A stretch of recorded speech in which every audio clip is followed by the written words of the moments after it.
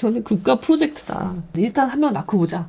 오늘 말씀드릴 주제는요, 이 기사예요. 이 기사 되게 재밌다라고 생각해서 한번 같이 이야기를 해볼 필요가 있다고 생각을 했고요. 같이 기사부터 보실게요. 자식 없는 딩크족 여성의 후회. 누군가 진심으로 사랑하고파. 아니, 이거는 제목을 잘못 뽑은 거 아닌가요? 딩크족은요, 결혼은 했는데 애가 없는 거죠. 애를 안 낳는 거예요, 선택으로. 누군가 진심으로 사랑하고 싶다고? 남편 있잖아요. 안 맞는 이야기 같아요, 앞뒤가. 딩크가 뭐냐면요, 여러분, 더블 인컴 노 키즈라고 해서요, 그게 딩크예요. DINK라고 합니다. 더블 인컴은 뭐예요?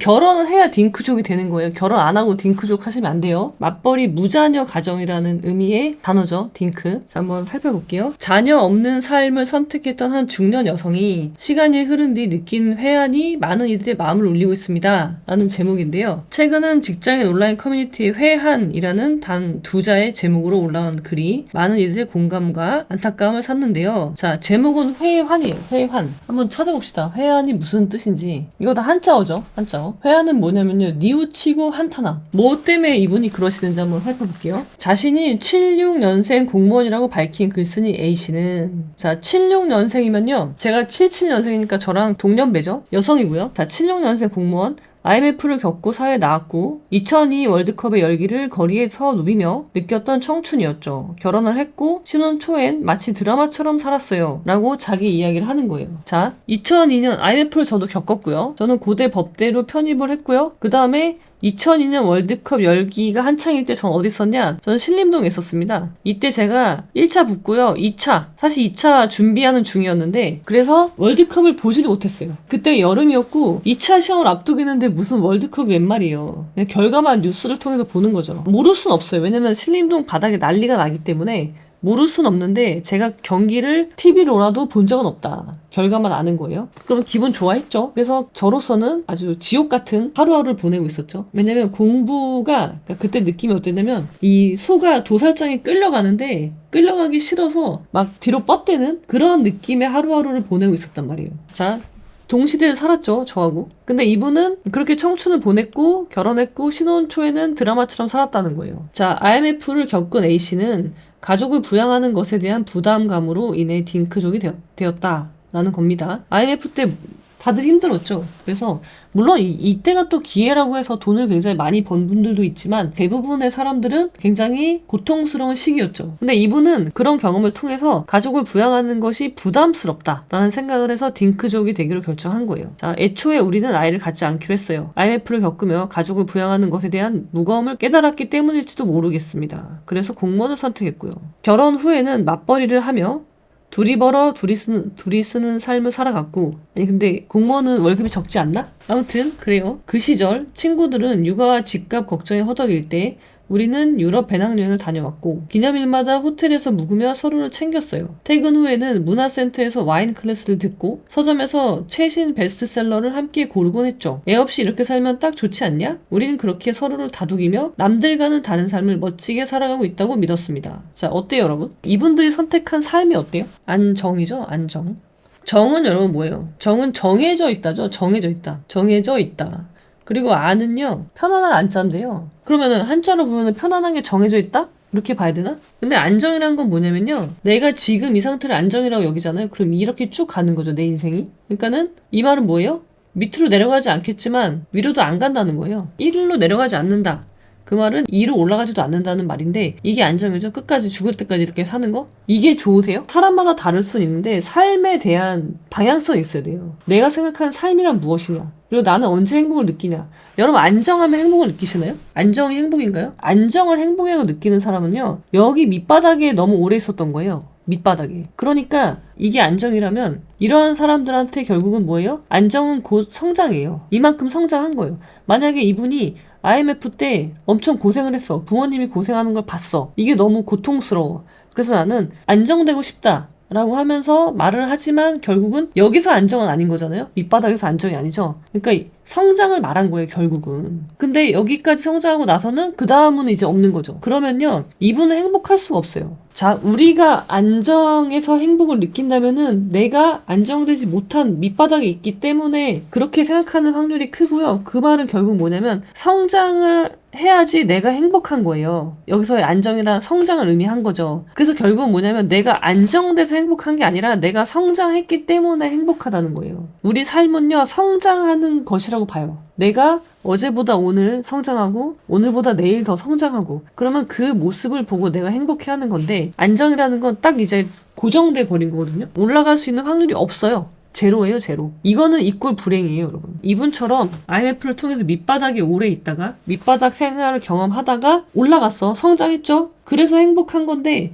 마치 여기 고정된 게 행복이라고 생각을 하는 거예요. 잘못된 생각이라고 저는 보거든요. 그래서 이분은 저는 행복하지 않다고 봐요. 성장하지 않는다는 건 곧 불행입니다. 그렇게 저는 생각을 하고요. 유럽 배낭여행 가고 호텔에서 묵고 문화센터 와인 클래스 듣고 이런 것들 있잖아요. 이런 거 할 수 있죠. 할 수 있어. 근데 이거 자체에 행복을 느끼는 건 아니잖아요, 이분이. 근데 이분이 행복을 느끼는 포인트는 어디냐면요, 이거예요. 남들과 다른 삶. 이분들이 딩크를 선택하고 시간적, 경제적으로 여유롭게 삶을 사는 거기서 행복을 느낀다기보다는 제가 볼 때는 그냥 다른 사람과 다른 삶을 사는 것 자체에서 행복을 느끼고 있단 말이죠. 그냥 거기서 즐거움. 그러니까는 자, 다른 친구들은 결혼했어.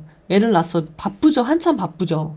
시간이 없죠, 그 친구들은. 근데 나는 시간이 있어. 그러니까 결국은 이분들의 이 여성분의 행복이란 건 뭐냐, 남과 비교해서 오는 거예요. 너는 애기 보느라 바쁘지? 그리고 너 애기한테 돈 들어가느라고 돈 못 쓰지? 유럽여행 못 가지? 난 유럽여행 간다? 이건 뭐예요, 결국? 이분의 행복이 내 안에서 나오는 게 아니라 저 사람과의 비교해서 나오고 있단 말이에요. 그래서 이분이 불행할 수밖에 없어요. 첫 번째는 뭐다? 안정에 자기 삶의 가치를 뒀지만 그걸 잘못 생각한 거예요. 성장이었는데 그걸 안정이라고 착각을 했고요. 두 번째 뭐란 거예요? 자기의 행복이 어디서 나오고 있어요? 비교해서 나오고 있단 말이에요. 유럽 배낭여행을 나는 갈 수 있다. 너는 못 가지? 너는 바쁘잖아. 넌 애기도 있지. 넌 돈도 없지? 돈도 없지. 시간도 없지? 난 돈도 있고 시간도 있지. 그래서 비교해서 내가 너보다 훨씬 경제적으로 여유롭고 뭐 시간도 여유로워. 거기서 행복을 느끼고 있으니 그것이 멋지다고 생각을 하는 거예요. 남과 비교해서. 안타까운 일이죠. 자, 그럼 어떻게 되느냐? 하지만 나오죠, 이제. 나이가 든 후에는 아이를 낳지 않았다는 점에 대해서 공허함을 느끼게 됐다는데요. 중년이 된 A씨는 동호회 활동을 하고 취미생활을 즐기며 바쁘게 지내고 있음에도 불구하고 어느 순간부터 무언가 텅 빈 듯한 느낌을 받게 되었다고 합니다. 자, 친구들이 우리 아들 데리러 가야 돼. 누군가는 딸이 보낸 톡을 보면서 웃을 때 나는 혼자 조용히 핸드폰을 내려놓습니다. 아무도 나를 부르지 않아요. 누군가의 엄마였던 적이 없고 누군가의 걱정이었던 적도 없어요. 이렇게 하소연을 한 겁니다. 이게 회한이래요, 회한. 자, 보세요. 이분이 중년이 됐어. 중년이 됐어. 그 다음에 이분은 공허함을 느껴요. 공허함을 왜 느낄까요? 이분이. 공허함을 느끼는 이유가 뭘까요? 결국은요, 중년이라는 게 이제 40대부터 중년일 거 아니야? 40, 50대? 공허함을 느끼는 이유는 결국은 뭐다? 내가 없어서 그래요, 내가. 내 삶에 내가 없는 거야. 이런 분들 많거든요. 내 삶에 내가 없어. 자, 그러면은 중년이 되기 전까지 20대, 30대까지는 어떻게 보냈어요? 그때도 내가 있었나요? 제가 볼 때 나는 없고요. 뭐가 있는 거예요? 그냥 비교가 있는 거예요. 남과 비교한 내가 있는 거죠. 그러니까 나라는 사람이 실체가 없고 다른 사람한테만 관심이 가 있는 거예요. 나한테는 정작 관심이 없고. 그러면은요, 공허할 수밖에 없죠. 이분이 딩크여서 공허한 거예요? 전혀 아니죠. 딩크랑 전혀 상관이 없는 얘기를 하고 있는 거예요. 내가 아이를 낳지 않아서 공허해요? 아니, 천만의 말씀이죠. 자, 그러면은 결혼 안 하신 분은 아이가 없잖아요. 그러면은 공허한가요, 다? 전혀 아니거든요. 그러니까 내가 공허한 이유는 내가 없기 때문인데 이거를 또 무슨 핑계를 대는 거예요?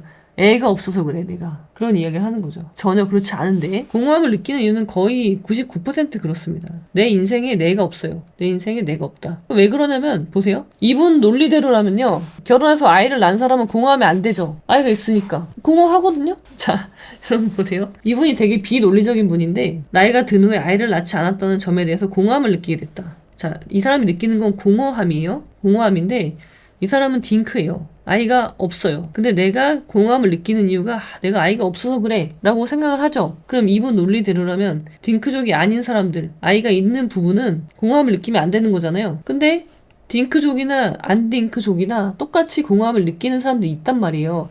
그러니까 아이가 있고 없고가 전혀 핵심이 아니란 말이죠. 전혀 핵심이 아니고 그냥 내 인생을 내가 살고 있는지, 여러분 이거 되게 중요한 말입니다. 내 인생을 내가 살고 있느냐. 아니 결혼했건 안 했건 상관이 없다니까요. 딩크건 아니건 상관이 없다고요. 근데 자꾸 핑계를 대고 있어. 이분은 왜 이런 핑계를 대죠? 내가 공허한 이유는 내가 아이가 없기 때문이야. 근데 너는 이제 아이가 없을 거잖아, 죽을 때까지? 그럼 나는 죽을 때까지 공허해도 돼. 나 이렇게 안 됐어. 불쌍히 여겨도 되는 그런 명분을 스스로 주고 있는 것 뿐이에요. 이 사람은 영원히 죽을 때까지 자기 인생을 자기가 살 확률은 없다. 왜요? 원인 분석을 잘못했으니까. 아이 때문이 아니거든요, 공허함이. 내 인생에 내가 없다는 것이 원인인데 원인을 그거라고 생각하지 않으니까 뭐예요? 죽을 때까지 나는 내 인생에는 내가 없는 거죠. 내가 그래도 되는 이유도 찾았어. 아이가 없으니까. 그러니까 궤변을 늘어놓고 있는 궤변론자. 헛소리를 막 하면서 또 회한이래. 사람들이 막 안타까워한대. 이런 글을 두고 누가 안타까워하나요? 안타깝지 않은데 전혀? 안타깝긴 하죠. 아, 불쌍하다. 안 됐다. 이렇게 자기 성찰이 이렇게 안 된 사람이 있을 수 있구나. 인간으로 안타깝죠. 그리고 잘 된 건 또 있죠. 아, 아이 안 낳길 정말 잘했다, 이 사람은. 왜냐면 내가 행복하고 불행한 거는요, 다른 사람 때문이 아니에요. 아이가 없어서 무슨 말도 안 되는 소리를 하고 있어요. 이렇게 되기가 쉽죠, 우리도. 우리는 내가 가지지 못한 것, 결핍에 꽂혀요. 그래서 내 원인을 결핍에서 찾으려고 그래. 근데 안 됐지만 여러분의 결핍은 죄가 없습니다. 분명히 말씀드리는데 적어 놓으십시오. 나의 결핍은 죄가 없다. 하나 쉬운 예를 들어볼까요? 우리 부모님이 이혼했어. 내 삶을 사는데 이때쯤에 우리 부모님이 이혼했어. 부모님이 이혼했다는 사실이 결핍이야. 그래서 이게 부끄러워. 다른 사람들한테 말을 못하겠어. 남자친구한테 말을 못하겠어. 내가 한번 남자친구한테 결혼 이야기하면서 이 이야기를 했더니 그쪽 부모님이 싫어했어. 그래서 결혼을 못했어. 예를 들어서. 그랬다 쳐요. 그러면은 이 원인이 어디에 있는 거야? 내 결핍, 부모님 이혼한 거? 그러면은 이 부모님이 이혼한 걸 내가 없앨 수 있어요? 그건 이미 과거에 발생한 사실이잖아요. 그렇다고 부모님 다시 재결합시켜요? 그럴 순 없잖아요. 자, 이 결핍은 내가 변경할 수 없는 거예요. 이 결핍은.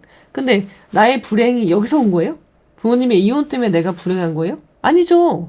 자, 우리 부모님이 이혼했다고 해서 나랑 결혼하는 걸 꺼려한다. 그런 놈이라면요. 안 하는 게 난 거죠. 결혼이 뭔데요? 결혼이 뭐예요? 그리고 서로 애정하고 신뢰한다라는 의미가 뭐예요? 그런 것도 없으면서 결혼 못해서 불행한 것처럼 근데 내가 결혼 못한 게 우리 부모님이 이혼해서 그래. 그런 말도 안 되는 이야기를 하고 있으면 노답이죠. 이제 이 사람은요. 인생이 노답이다. 네가 불행한 건 너 때문인 거예요. 부모 탓이 아니라고요. 성인이잖아요, 이제 성인. 아니, 왜냐면 이런 분들이 많아요. 부모님이 이혼해서 내 인생이 불행해졌어요. 그런 사람들이 많은데 자꾸 그렇게 초등학생 같은 이야기 하면 안 됩니다. 아까랑 똑같아요. 결핍에서 원인을 찾기 시작하면요. 이 결핍은 제가 못 바꾼다고 했죠. 이거는 이미 진리가 돼버렸어요. 진리라고 하면 또 너무 이렇게 미화한 것 같으니까 이거는 변할 수 없는 과거의 사실이에요. 우리가 역사적 사실을 바꿀 수 있어요? 못 하잖아요. 그거란 역사적 사실이라고, 역사적 사실. 부모님의 이혼은. 근데 여기다가 원인을 찾겠다고 하면 어떻게 돼요? 내가 불행한 건 이것 때문이야. 그럼 나는 평생 불행하겠다는 선언을 한 거잖아요. 나는 평생 불행하겠어. 그리고 평생 불행을 선언하면서 그것에 대해서 내가 불행해도 되는 정당성을 부여하는 스스로 점점 더 골로 가는 거예요. 그래서 이분은요, 말도 안 되는 소리 하고 있어요. 어느 순간부터 텅 빈 듯한 느낌을 받았다는 건 본인이 그렇게 살아서 그래요. 애가 없어서가 아니라 본인이 자기 인생을 없이 사는 거잖아요. 내 인생에 내가 없이 살았죠. 남과 비교만 하고. 그러니까 이분은요, 뭐냐면요, 내가 존재하는 이유는 어디서 나와요? 다른 사람한테 나와요. 다른 사람한테.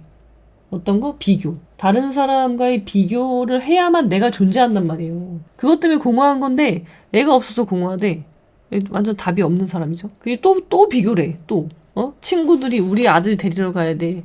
누군가는 딸이 보낸 톡을 보면서 웃는데 그럼 난 조용히 핸드폰 내려놓는데 이거 무슨 비련의 여주인공도 아니고 내 드라마는 내가 만들어 가는 건데 20, 30대에는 남과 비교해서 행복하더니 지금은 남과 비교해서 불행하대 또. 그러니까 결국은 비교는 변함이 없는데 행복할 건지 불행할 건지는 본인이 막 만들고 있거든요. 그때 감정에 따라서. 그러니까는 자기가 없는 사람은 이렇게 살 수밖에 없어요.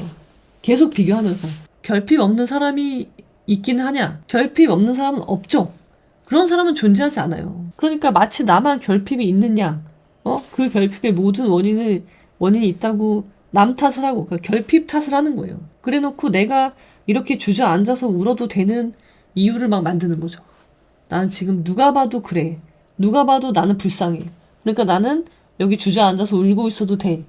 나 좀 도와주세요. 나 좀 불쌍하게 생각해주세요. 그러고 있는 거는 똑같단 말이에요. 그러니까 이런 사람들의 특징은 뭐냐면 자기가 가진 걸 또 못 봐요. 딩크가 뭐예요, 딩크? 아니, 둘이 맞벌이 해가지고 더블 인컴이라면서 그리고 애한테 들어간 돈 없으니까 돈 많을 거 아니에요. 그럼 20, 30대에 그랬던 것처럼 계속 여행 다니고 그럼 되잖아요.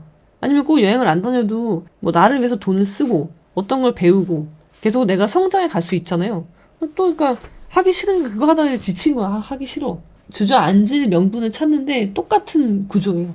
이분이 20, 30대 행복한 것과 지금 40대에 불행한 것이요. 원인이 똑같단 말이에요. 딩크라는 거는 변하지 않았는데 20, 30대는 딩크라서 행복했는데 40대는 딩크라서 불행하다. 근데 그건 뭐예요? 비교해서 오고 있다는 거죠. 아니 20, 30대에도 딩크였는데 불행할 수 있죠. 왜?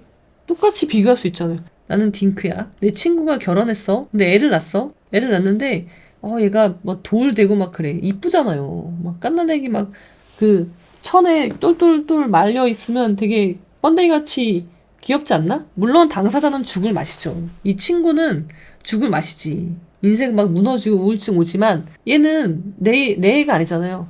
그러니까 얘가 볼 때는 귀여울 텐데 귀여워서 나도 비교를 이때도 할 수 있었던 거죠. 나도 저런 애가 있으면 좋을 텐데 우유 먹는 거 보고 하면은 귀엽다라고 생각할 수 있었어요. 충분히. 근데 이때는 안 그랬잖아요. 아니 40대 돼서 애가 고1 되고 막 얼굴 여드름 덕지덕지 붙어있고 막 말 더럽게 안 듣고 막 사춘기 오고 그런 게 부럽단 말이에요. 이 사람은 되게 이상해요. 고등학생이 부럽다는 사람은 처음 봅니다.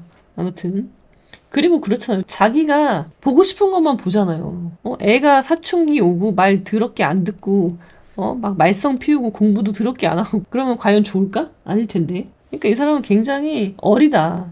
아직도 성장이 멎은 사람이에요. 성장이 멎었다. 몇 살에 멎었을까? IMF 그때 그냥 멈춰있는 것 같은데? 이런 사람으로서는요, 아이를 안 낳는 게 더 다행일 수도 있어요.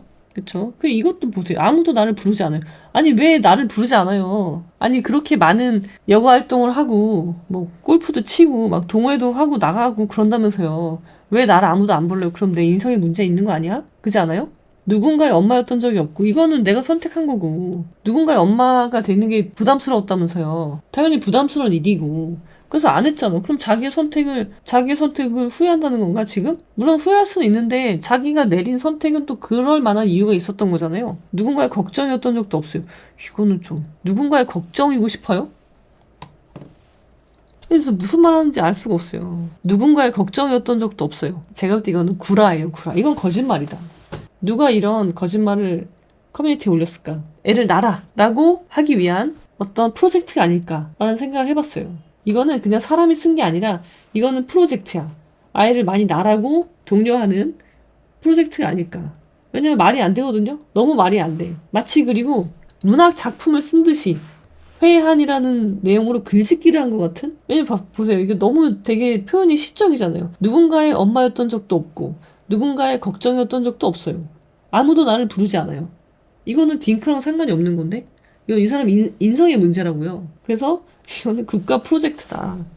이 어떤 부서에서 아이를 많이 낳게 해야지 댓글 부대를 풀었어. 이러한 걱정을 그렇잖아도 하고 있는 막연히 하고 있는 딩크족들에게 이것이 실제임을 이야기하면서 강조하면서 무서워서 애를 낳게 만든 일단 한 명 낳고 보자. 이렇게 하기 위해서 한 것이 아닐까라고 진지하게 의심이 됩니다.